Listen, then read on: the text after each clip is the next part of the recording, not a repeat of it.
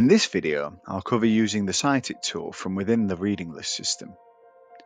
You can quickly add items to a reading list using the Cite tool.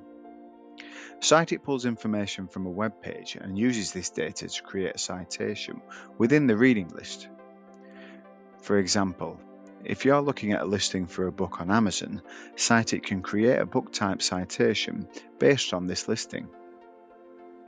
Once Cite is installed, the tool will be located on your Favorites bar. You can find the item you want to add to your list on the internet. For example, I want to add this article which I found simply by Googling the title. And if I click Cite it, you can see that the tool has pulled out the bibliographic details for this article, such as the title. And it's also recognised that it's a journal article. At the bottom of the box, I select my list and the section I want to add the item to, then click Add.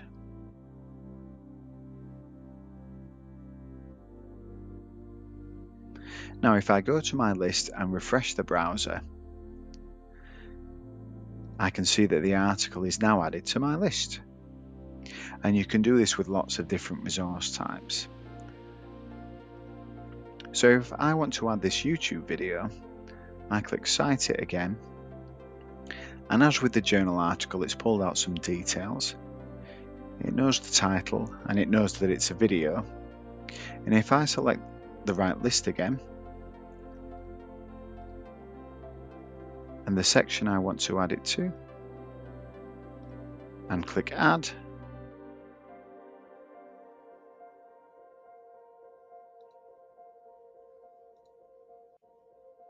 then after refreshing my list, I can see that the video has been added to the bottom of my reading list.